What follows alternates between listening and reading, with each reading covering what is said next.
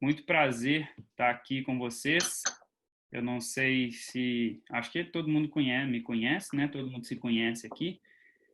E é com muita alegria que acho que eu, Renato, Lucas, a gente conseguiu aí elaborar esse pequeno curso aí, estudo bíblico, para que a gente pudesse ter mais momentos bíblicos, né? Principalmente entre nós brasileiros, onde a gente pudesse focar bem na Bíblia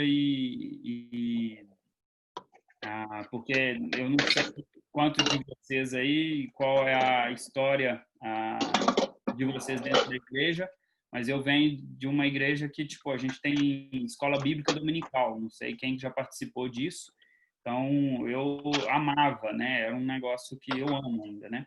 É um negócio que é muito bom, a discussão, né? É muito rico, né? A gente cresce muito com esse momento. E esse curso é uma tentativa de fazer uma escola bíblica dominical na segunda-feira. Espero que possa abençoar a vida de todos vocês. Lembrando que, gente, eu, Renato e Lucas, a gente... Só um minutinho. A gente... nós nos dedicamos, né, buscando ali tudo, produzindo o conteúdo.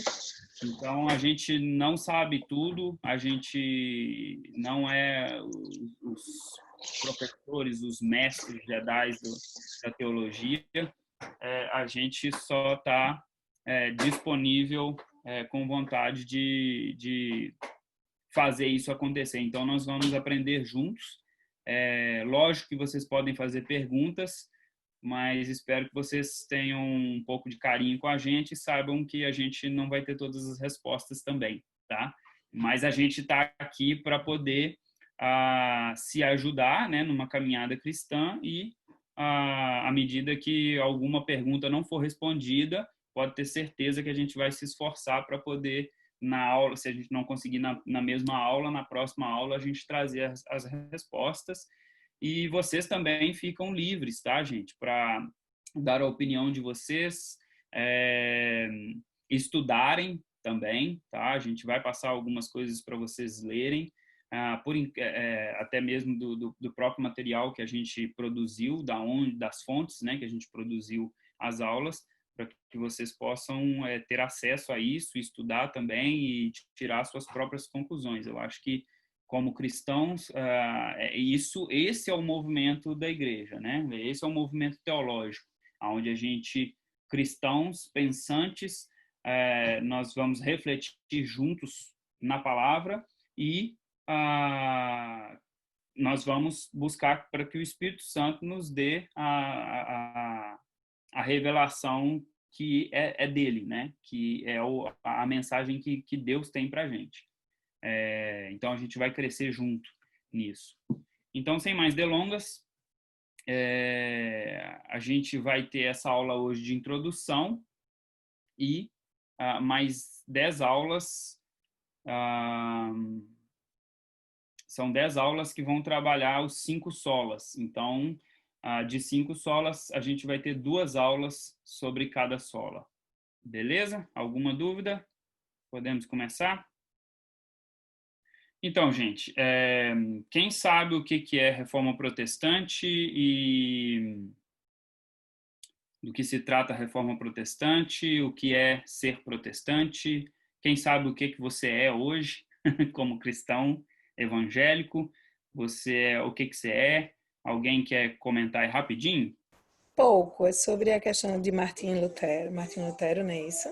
Sim, tem a ver Que, com ele. assim, na época dele as pessoas não tinham acesso à leitura da Bíblia, então só Sim. poucas pessoas, né, tinham acesso, e ele começou a... Bem básico, tá, Rafael? Aham. Não, é tranquilo, só para ver se vocês estão situados.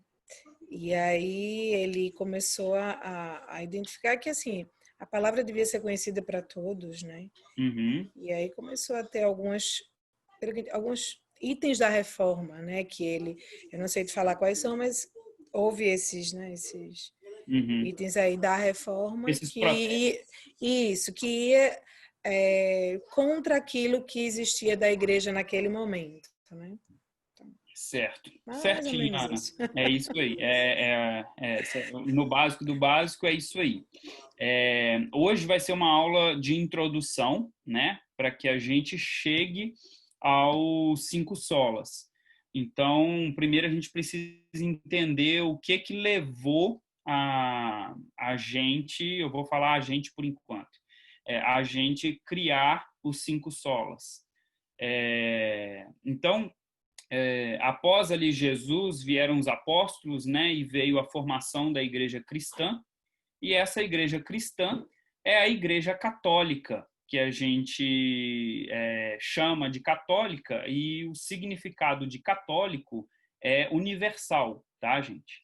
Tem uma grande diferença hoje entre nós, da igreja cristã católica, para os da igreja cristã católica romana, tá?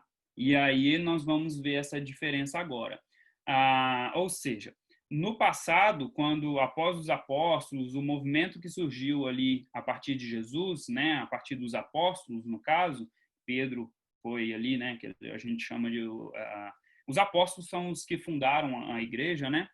Mas tendo ali Pedro como principal, Paulo também como um dos principais, surge a igreja cristã, e essa igreja cristã é uma igreja católica, porque ela é universal, né? Ela não tem diferenças, é para todo mundo. Paulo até prega isso, né? A igreja não só para os judeus, para os gentios. Paulo é o apóstolo dos gentios, conhecido como o apóstolo dos gentios. Então surge essa igreja vai se desenvolvendo, crescendo e dominando as pessoas que dominando num sentido bom, tá, gente? Não num sentido negativo, mas dominando num sentido bom, conduzindo as pessoas que acreditavam em Cristo. E ali essas pessoas se reuniam e elas formavam a igreja cristã católica. Em mais ou menos 1300, mais ou menos 1300, não me engano, em 380, né, após Jesus, depois de Cristo, essa igreja católica, ou seja, essa igreja universal, é tão complicado hoje, né, falar a católica, universal, cada uma é uma, mas não é essas duas, tá? A igreja católica, a igreja cristã, vamos falar assim, a igreja cristã, ela começa, que na época era católica, a igreja cristã católica começa a se envolver com o Império Romano, né? A partir do imperador Teodósio I. Teodósio I, então, ele sabe do poder que a Igreja Católica tinha, até mesmo porque o povo, né, que formava a Igreja Católica era muita gente. Então, tipo assim, tipo mais ou menos o que a gente vê hoje, né? Político olha para uma igreja e fala, poxa, mas a igreja tem influência.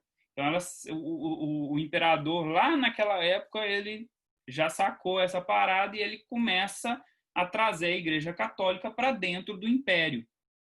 E aí, a igreja católica, dentro do Império Romano, ela começa a ser seduzida, e ela não só começa a ser seduzida, mas ela se deixa seduzir e se misturar com as coisas do Império Romano. E aí a gente vive um período negro, sombrio ali desta igreja católica, agora romana, aonde as escrituras são deixadas de lado e um monte de outras coisas são feitas baseadas no interesse da Igreja Católica Romana, da Igreja instituição, e não mais a Igreja de Cristo, não mais baseado na Igreja de Cristo. Martinho Lutero, os reformadores que a gente vai conhecer aqui hoje, os principais, eles são dessa igreja católica, que se torna romana, né? E, no caso, só João Calvino, que João Calvino vem depois já do início ali do movimento da Reforma. Mas os três primeiros, os pré-reformadores, né, os dois pré-reformadores e Lutero, eles são católicos, romanos. Eles são católicos, até onde a Igreja Católica foi só católica. A partir do momento que ela se tornou romana, eles se tornaram romanos também, porque era a igreja da época. Só que esses caras começam a perceber que as coisas estão indo para outros caminhos, os caminhos que não são os caminhos bíblicos, buscando interesses que não são interesses do Evangelho. E aí, Martinho Lutero, que é um dos principais ali reformadores, ele tem uma luta, né, com ele mesmo, uma luta espiritual, e no meio dessa luta espiritual dele, ele lê o livro de Romanos, e a Igreja Católica Romana da época, ela começa a trazer verdades não bíblicas e começa a dar espaço a obras de legal, a obras, né? Então tudo a galera tinha que fazer para que fosse abençoado, ao legalismo, né? Então tipo tudo tem aparência, tudo tem um ritual, não pode ser uma coisa natural, não, tem que ser um negócio enfeitado e tal. Aí então começa essas coisas dentro da igreja, e até mesmo a substituição da salvação através de Cristo por obras. Cristo salvava, só que assim, de graça, não dá, né? Então vamos colocar alguns acessórios aqui para melhorar essa salvação. Então, a partir desse momento, começa-se as pessoas terem que fazer coisas boas, não pecar, e aí começa essas coisas como steps, né, como passos para poder angariar a salvação. E Lutero, ele tem uma briga, uma luta interna, e ele lê o livro de Romanos, e o livro de Romanos fala de graça, fala do poder do evangelho para a salvação, e ele é liberto só com a leitura de Romanos. E ele fica indignado com aquilo, e ele escreve 95 teses contra a Igreja Católica Romana da época, né? Dali em torno da época dele, em torno do ano 1500. Ele escreve, ele desenvolve essas 95 teses. Se você jogar na internet, o texto que eu criei, que eu vou disponibilizar para vocês, ele tem um link, está em azul. Quando você clicar na palavra 95 teses, ele vai te jogar para um site que tem as 95 teses, se você quiser ler. E ali são 95 pontos que Lutero combate biblicamente a Igreja Católica Romana, tá? E aí ele cria essas teses, ele pega e vai no castelo de Wittenberg, na igreja do castelo de Wittenberg, na Alemanha, e prega essas 95 teses lá na porta do castelo. Naquela época não tinha Facebook, então ele não podia postar no Facebook, né? Então, o que ele faz? Ele vai... A forma até de noticiar as coisas eram fixando panfletos, né? Ou as informações, as notícias, tudo na porta dos castelos, né? Tinha uma porta que era para isso. E essa porta é a porta... geralmente era uma porta importante ali do reinado, do império, né? E no caso ali era a Igreja Católica Romana, no castelo de Wittenberg. Romero pega ali e faz a sua postagem das 95 teses na porta da igreja. Ou seja, ele estava indo contra aquele império gigante que já tinha se tornado a Igreja Católica Romana da época. Uma igreja que construiu o seu império de ouro e de muita riqueza, né? E através das obras, através de sacrifícios que as pessoas faziam, né? Em prol da salvação deles e até mesmo de familiares já falecidos, que eram coisas que a Igreja Católica vinha ensinando, deixando o evangelho de lado e fazendo essas coisas que traziam benefícios. Meio Parece que tem alguma coisa acontecendo assim hoje, não tem, gente? Ou não? Eu estou enganado.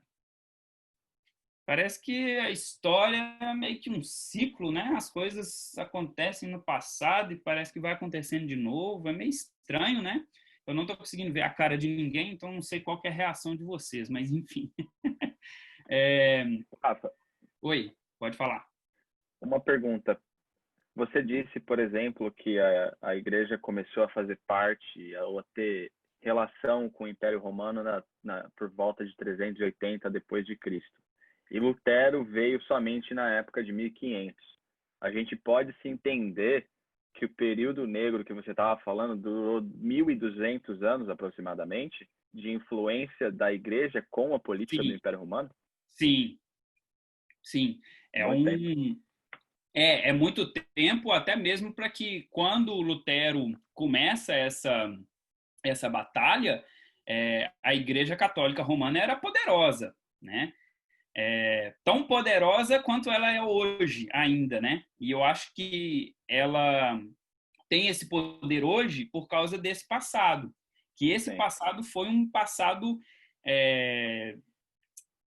como é que a gente fala no comércio, né? Lucrativo para a Igreja Católica, onde ela consegue construir esse império ao ponto de hoje a gente ter um país que pertence à Igreja Católica. Sim. Todo mundo sabe qual que é, né? Alguém falou? Vaticano. É isso, né? É o menor país do mundo, inclusive. Mas ao mesmo tempo, poderosíssimo. Não só financeiramente, mas também de poder, de influência, né? Pode falar, Lucas. Não, eu ia perguntar, por exemplo, eu não sei se você vai comentar, e aí eu peço desculpa se você vai comentar, eu estou acabando querendo perguntar antecipadamente, mas você, por exemplo, deixou entender que deveria fazer obras para ter acesso à salvação, inclusive mencionou parentes que já tinham falecido também poderiam ter salvação através de obras da pessoa que está aqui, né? Estava na época ainda viva. Me dá um exemplo, por exemplo, e para todo mundo que está aqui entender, talvez elas não saibam o que isso significa, mas o que tipo de obras que você está querendo dizer e como elas se chamavam? Tá. Eu vou chegar lá, né? Eu fiz aqui uma miscelânea então no início aqui. E aí, no caso, agora eu vou ser mais específico, então, com relação a essas obras, do legalismo, né? O lugar às obras, a mediação de Cristo ser substituída por todo tipo de amuleto, e a glória de Deus ser deixada de lado, e quem receber a glória agora eram os sacerdotes, né? Da Igreja Católica Romana. Então essas são as coisas, as atrocidades que eles fizeram com o Evangelho e que os reformadores combateram, né? Dentro dessas atrocidades aí que eu citei, uma das coisas que é bem conhecida, por exemplo, é o purgatório. Todo mundo já ouviu falar sobre o purgatório, certo? Quem tiver com vídeo aí, gente, vocês podiam abrir ele para mim, que é bem ruim. Eu tô vendo aqui a Rayane e o Jax no iPhone, mas o Jack, né, no iPhone, mas eu não consigo ver o rosto. E eu gostaria, se for possível, tá, gente? Se não for, não tem problema. É só porque é mais fácil para a gente comunicar. E também a Camila também tá só com uma fotinha aqui. Mas enfim, é só para a gente se comunicar. Voltando então, o purgatório, né? Então, uma das coisas que foi bem conhecida, eu acho que vocês já devem ter ouvido. Quem já ouviu falar assim, quando a moeda no cofre cai, uma alma do purgatório sai. Não, nunca vi. O Brazilian Ministry já viu. Eu não conheço esse cara, não. Isso é uma frase bem famosa da época, para simbolizar as indulgências, né? O que eram as indulgências? Eles cobravam das pessoas, tinha o dízimo, né? As pessoas separavam o dízimo, mas eles cobravam ofertas das pessoas para que essas pessoas depositassem no gasofilácio. Todo mundo sabe o que é gasofilácio, né? Já ouviu falar essa palavra? Não. Não? Nananina, não. Não.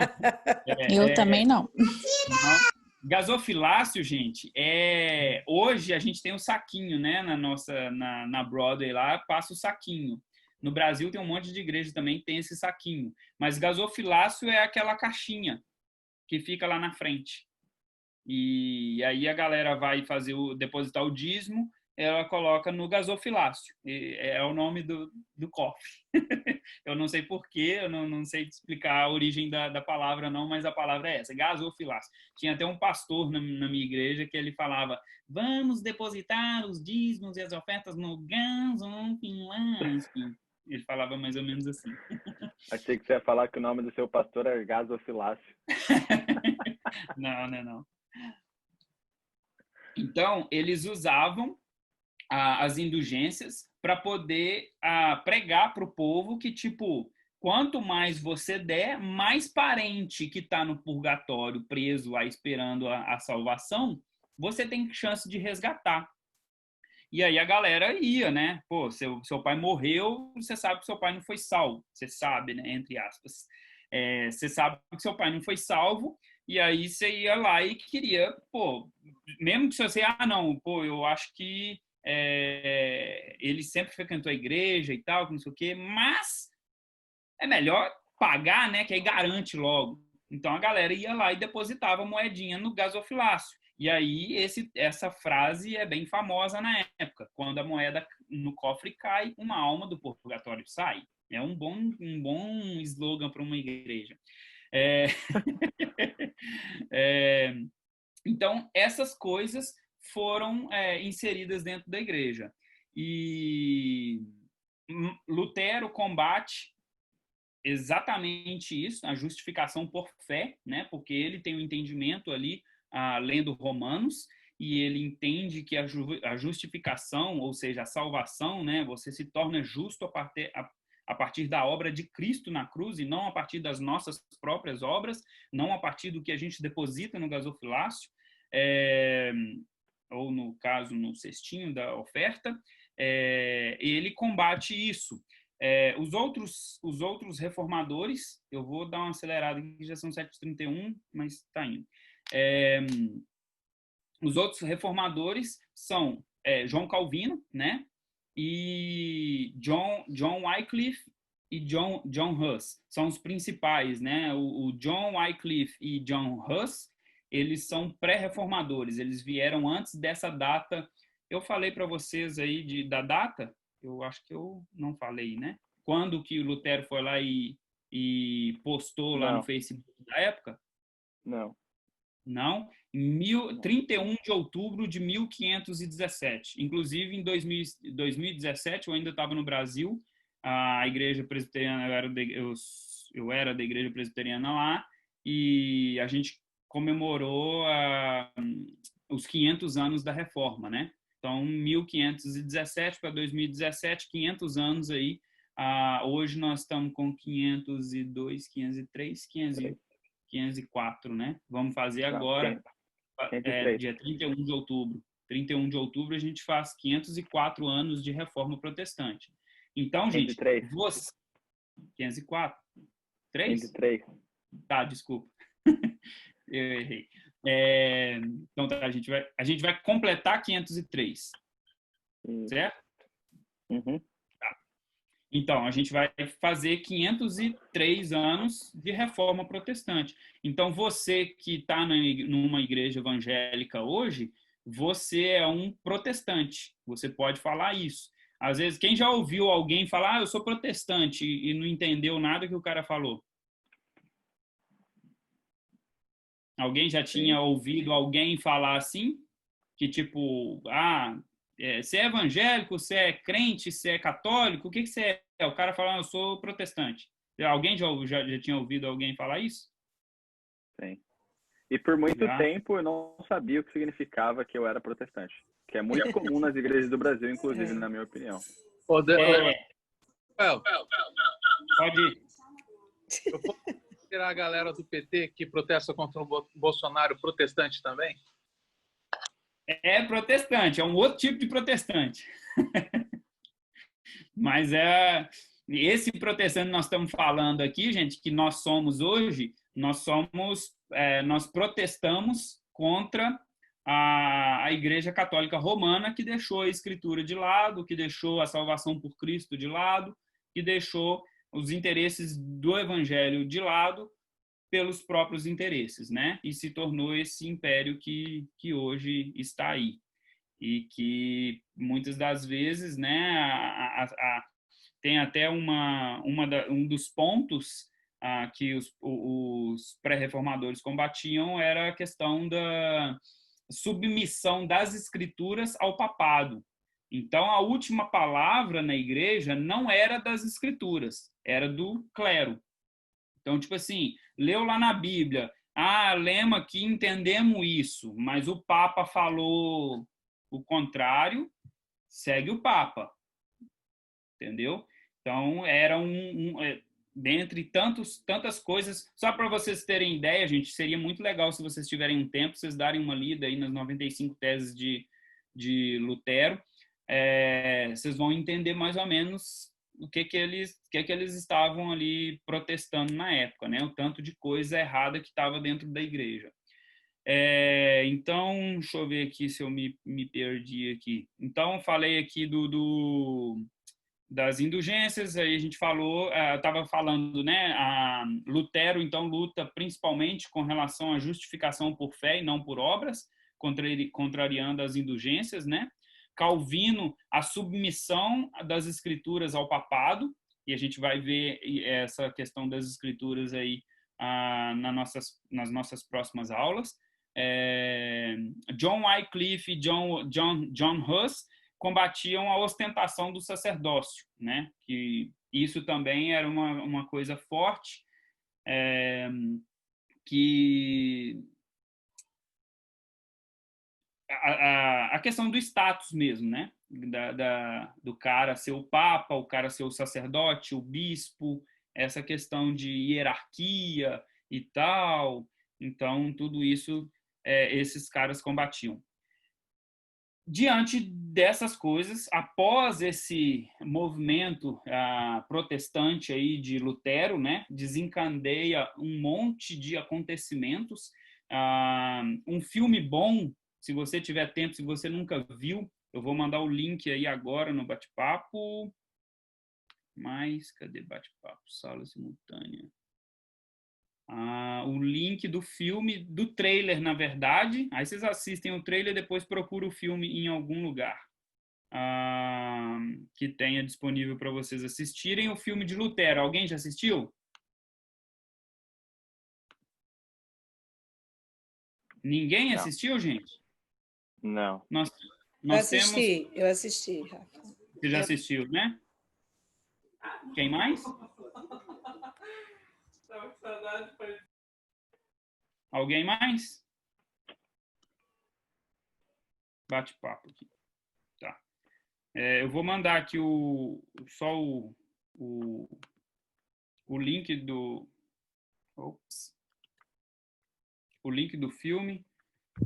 E aí vocês procuram, se vocês puderem assistir o filme, é sensacional. Vai ajudar muito vocês aí a entender um pouco do contexto, que principalmente ali no caso, né, contando a história de Lutero. Mandei aí no bate-papo. Voltando aqui então para a aula. Deixa eu fechar o bate-papo.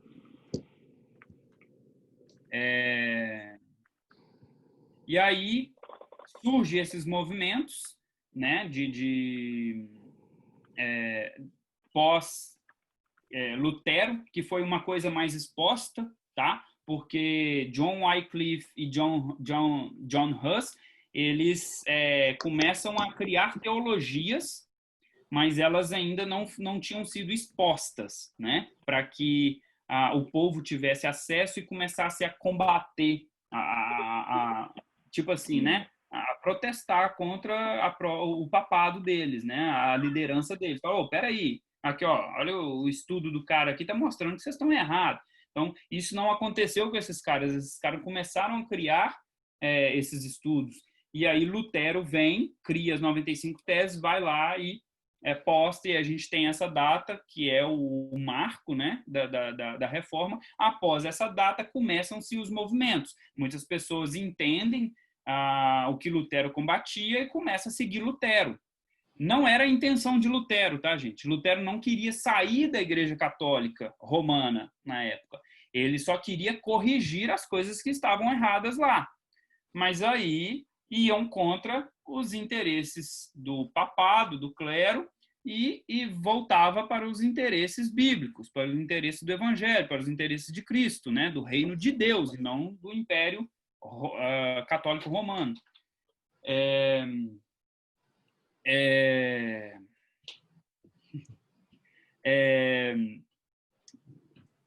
Ô, Rafa. Oi, pode falar, obrigado. Só um voo aqui que eu dei uma travada. Eu não sei se você comentou, mas Lutero era um padre, né? Isso, não comentei. Obrigado. Não era um cara comum, era parte do negócio. Exatamente. Ele era um monge, né? Ele estudava dentro da igreja. Até conversando com o Lucas uma vez, eu comentei com ele, não sei se vocês sabem, né, gente? E a universidade que vocês conhecem hoje e tal, vocês têm que dar graças a Deus que tudo isso veio da igreja, e principalmente da igreja protestante, tá, gente? Que a partir de Lutero ele já era professor. Ele já era professor dentro da Igreja Católica ali, né? Ele estudava, se formou e já começava a ensinar. E depois disso começam-se os movimentos e cria-se essa questão de estudo bíblico e de debater dentro da igreja, e isso começa a se formar as primeiras universidades, como a gente conhece hoje. Então, tudo que vocês veem aí fora, que hoje, né, eles estão combatendo o cristianismo, esse negócio aí que está combatendo o cristianismo nasceu dentro da igreja, tá? Voltando, então, ele era um padre, ele queria permanecer lá, ele só estava lutando contra as coisas que estavam erradas, mas ele ia contra tudo que não era interesse do clero, do papado, da liderança da Igreja Católica Romana. E aí eles ameaçam Lutero, pedem ele para negar aquilo que ele tinha feito, ele não nega, e aí ele é expulso. Por fim, ele é condenado à morte. Só que ele consegue fugir, e aí se vocês assistirem um filme, eu não vou me prender aqui um pouco na vida dele, porque senão não vão chegar onde que é o Solas. Ele foge e aí ele começa a criar mais teologias, mais coisas. Depois dessas 95 teses, ele tem mais uma, se eu não me engano, são 90 teses. Tem um outro negócio que ele criou também, são 110 teses, e por aí vai. O cara não parou, não.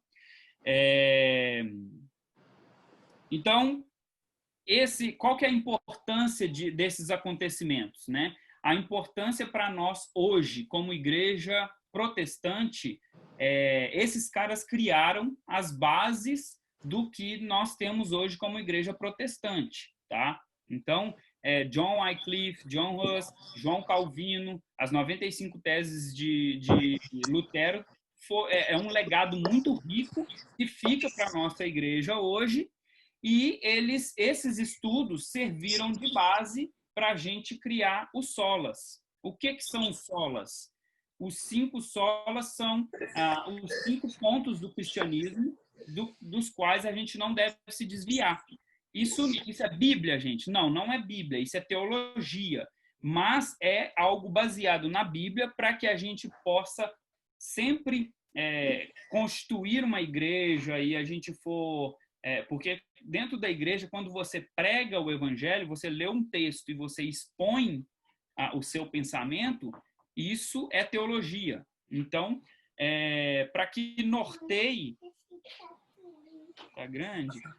Para que norteie o seu Rafael, pensamento... Pois não. Para os leigos e para as pessoas que talvez nunca tenham escutado esse termo teologia, o que significa teologia? Teologia é o estudo de Deus, né?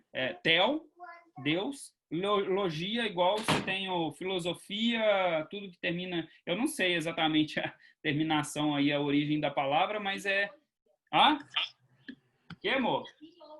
Tipo, biologia, teologia. Então, a biologia é o estudo lá da vida, teologia é o estudo de Deus. Então, logia, só logia, né? Logia é estudo e tel é Deus, teologia é o estudo de Deus. Então, quando você faz uma reflexão e você lê a Bíblia ali, e você começa a pensar sobre aquele texto e você consegue extrair uma mensagem que seja para você, você teologizou, tá? Você criou um pensamento ali bíblico que é sobre Deus, então é teologia. Não sei se está ficando chato aí, gente, mas vamos que vamos. Então, a partir desses caras, os pensamentos deles, a gente, movimentos depois desses caras, tempos depois desses caras, começam a criar esses 5 solas, que são os 5 pontos importantes do cristianismo, de qual toda a igreja deve ser fundada. Toda a igreja que se diz evangélica, no sentido do termo vir do evangelho, ela deve ter esses 5 pontos. Quais são esses 5 pontos? Sola Escritura, somente as Escrituras, sola gratia, somente a graça, solos Cristo, somente Cristo, sola fide, somente a fé, e sola Deo glória, somente a Deus glória. Beleza? Esses são 5 pontos muito importantes que toda a igreja não deve se desviar dele. E foi as coisas que a Igreja Católica Romana fez, a qual gerou o nosso protesto. Para que serve isso? Efésios 4:14. Alguém está com a Bíblia aí? Pode abrir e ler para mim, por favor?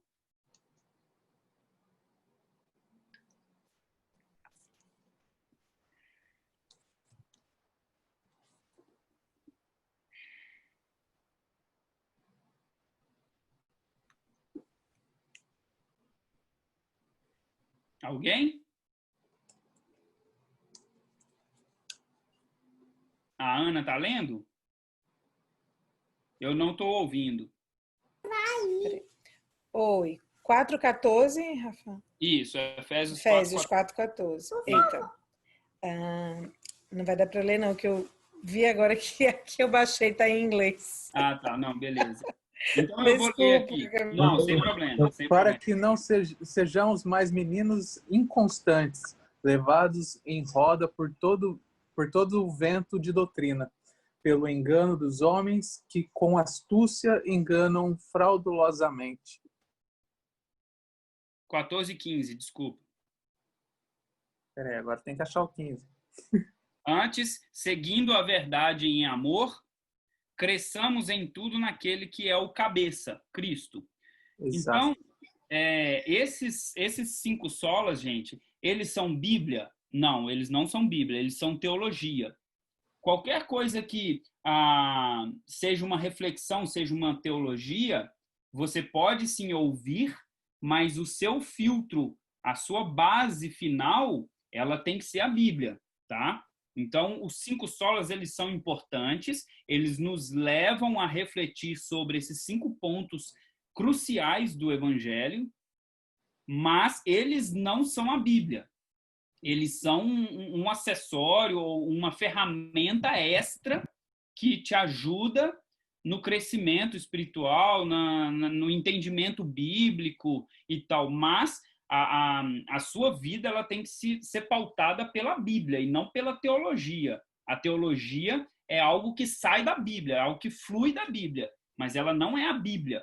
Então, quando você precisa, não, peraí, esse negócio aqui tá meio duvidoso, volta para a Bíblia. Bíblia. Então, é sempre Bíblia, sola escritura, né? O próprio sola já te faz voltar para o que você tem como base, tem que ter como base. Não se sabe ao certo a origem do termo, né? Mas acredita-se que esses solas eles foram compilados após o movimento puritano. Gente, quem não leu nada, não conhece sobre o movimento puritano, dá uma lida, dá uma pesquisada no texto que eu vou, no arquivo que eu vou disponibilizar aí depois da aula também. Vocês tem um link na palavra pós-puritano que vocês vão acessar um artigo do Augusto Nicodemos. Eu não sei quem conhece, é um fera aí, teólogo brasileiro, pastor presbiteriano da igreja de Recife. Ele escreve sobre o movimento puritano, é um texto bem, até um pouco grande, mas um artigo, né, grande, mas te dá uma ideia do que foi esse movimento puritano. Eu vou resumir rapidinho aqui, meu tempo já está se esgotando, eu quero fazer outras coisas ainda.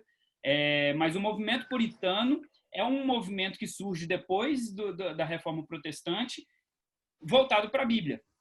Os caras começam ali na Inglaterra e na Escócia, eles começam a pegar a Bíblia dentro da igreja e começam a praticar. Tudo que está na Bíblia está certo, o resto a gente corta. Então, eles começam aquele movimento assim, puro, é pura Bíblia.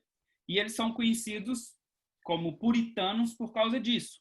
Então, eles pegam a Bíblia e começam. Só que esse negócio faz um negócio tão extraordinário dentro da igreja deles, que eles começam a levar para a comunidade que eles vivem, que eles estão inseridos. E aí, por exemplo, vai se abrir uma escola, as bases daquela escola, seja de regras, de tudo, é na Bíblia. E aí o negócio começa a crescer, o negócio chega nas prefeituras, nos governos, até chegar no rei da Inglaterra. Então, o movimento puritano é um negócio espetacular. Vocês têm que ler para vocês entenderem qual que é o poder que tem a Bíblia, gente. A gente não precisa de mais nada para pregar o evangelho, para anunciar a salvação que vem através de Cristo, a não ser a Bíblia. A Bíblia é uma ferramenta poderosa, como diz lá em Romanos, né, onde o próprio Lutero se descobriu, né, se encontrou o poder do evangelho para a salvação. E é um poder para a transformação das nossas vidas. E aí esse movimento puritano surge ali depois desse movimento puritano é que eles cogitam que esses 5 solas foram organizados, né, e deixados como base para a igreja protestante, no caso, nós hoje. Os principais reformadores, como eu falei, né, John Wycliffe, olha só como que o movimento começa bem antes, 1320 a 328 a 384. Depois vem John Huss, 1369 a 1419. Gente, o negócio do papel que eu mandei para vocês aí, para vocês ir completando, no final da aula, se tiver tempo, a gente volta e vai completando tudo, eu ajudo. Porque eu fui aqui, eu não estou conseguindo visualizar tudo que eu preciso visualizar aqui, e aí eu estou meio perdido. Eu não sei se vocês estão conseguindo pegar aí pela minha orientação aí, pelo papel, pelo arquivo que eu mandei. Então, John Huss vem ali até 1419, Martinho Lutero, 1483 a 1546, sendo que em 1517, 31 de outubro de 1517, ele afixa ali as 95 teses na porta da igreja do castelo de Wittenberg, na Alemanha. E isso foi na Alemanha, tá, gente? Eu não sei se eu falei isso também. A palavra sola significa somente. Os 5 solas nós vamos estudar, então, a partir de hoje, para que a gente possa entender como que isso é importante para nós, cristãos protestantes, hoje. São, eu já falei, né, já tinha falado, tem uma base bíblica, sola escritura, que é somente as escrituras. O Lucas vai dar essa aula aí, dia 17 de agosto a 24 de agosto, então é segunda que vem e na outra. O texto base aí, se vocês quiserem anotar, eu não sei se está aí no papel. Está no papel que eu mandei? No arquivo? Deixa eu abrir aqui. Tá sim, Rafa. Tem umas leituras no final, que diz que é na próxima aula, né? Ah, tá. Não, mas aí os 5 solas aqui, aí tem o significado, né? Se vocês quiserem completar aí, ó. Sola, escritura. Escritura eu acho que é a mesma grafia em inglês, né? Escritura, com o P mudo antes do T. Que significa somente as escrituras. E um texto base aí para vocês pegarem é 1 Timóteo 3, 16, 17. O segundo... Deixa eu voltar aqui em cima, porque só por causa da ordem, tá, gente? Sola gratia, né? Que não é a gratia que você passa na corrente ou no motor, é a gratia, que é a graça de Cristo, que quer dizer somente a graça. No caso aí, para vocês escreverem, gratia gratia, em vez de cedilha, é o T. É o Renato que vai dar essa aula, 31 de agosto a 7 de setembro. O texto base aí é Efésios 2, 8, 9. Sola Christus, aí o Christus é C-H-R-I-S-T-U-S, tá? Solos, C-O-L-U-S. Solo Cristo, essa aula vai ser comigo, são 2 aulas também. Sola Fide, vocês estão conseguindo aí acompanhar, gente? Beleza. Rafa, pois não. Eu acho que a gente vai ter que corrigir essa aula do dia 7 de setembro. Essa aula que eu vou dar vai precisar ser dia 31 e dia 14. Tá. Porque o dia 7 de setembro é feriado aqui, muita gente vai viajar também. Não, beleza. Beleza, a gente vai dar notícia para todo mundo na aula, deixa eu só correr, porque meu tempo aqui, eu tenho 5 minutos. A gente corrige isso aí, as datas, eu estou só falando aleatoriamente aqui, tá, gente? Vocês vão receber as informações direitinho. Sola Fide, então, que eu falei, e Sola Deo Glória, tá, gente? Escreve o Deo aí, é Soli, né? Soli é S-O-L-I, Deo, D-E-O, e o glória é glória, normal. Só a glória de Deus. Ou só a Deus a glória. Essa aula aí vai ser do Lucas, 1 Coríntios... No chat pro pessoal, Rafa. Oi? Oi? Eu mandei no chat ali pro pessoal para eles pegarem. Beleza, valeu. Eu mandei no... Puxou. Beleza. Então, 1 Coríntios 10, 31. A Reforma Protestante foi um movimento que durou aí mais de 100 anos, tá? E a gente pode ver como que, igual o Lucas abordou lá no início, né? Foram quase 1.200 anos de tempos sombrios na igreja, onde as pessoas viveram perdidas, né? Acreditando num monte de coisa, como no texto de Efésios 4, 14, 15 fala aí, né? Vivendo conventos de doutrinas criadas por homens, porque as pessoas não se voltavam para a Bíblia, não se voltavam para os pontos cruciais do Evangelho, né? As pessoas estavam sendo guiadas por pessoas com outras intenções aqui em cima. Por isso que é importante a gente sempre voltar para a Bíblia. Por isso que é importante, você viu uma teologia, é legal, lê, estuda, busca, mas o ponto de base é Bíblia, não pode ser a teologia. Eu sou louco com Calvino, adoro Calvino. Calvino foi um cara espetacular, mas ele foi um cara igual eu, pecador e necessitado da graça de Cristo igual a mim. Só que ele foi sensacional. mas ainda assim ele é um cara normal, um cara igual a mim. E eu preciso voltar à Bíblia. Eu leio a teologia dele, aprendo com o que ele ensina. Muitas das coisas você pode não concordar, desde que você consiga voltar para a Bíblia e mostrar que ele está errado, ou a teologia que você está seguindo está errada de acordo com a Bíblia. A Bíblia é o nosso ponto. E aí, com isso, para fechar nossa aula de hoje, eu queria fazer umas perguntinhas para a gente discutir rapidinho. Você acredita que hoje podemos cometer os mesmos erros da igreja da Idade Média? Por favor, abram os microfones e falem. Eu acho que já tem muita igreja caindo no mesmo erro. Eu acho que é por isso que é tão importante a gente sempre retornar a esse ponto de partida e ler a cartilha, como que era, por que a gente está aqui, o que nós estamos fazendo, qual que é o nosso papel como protestante.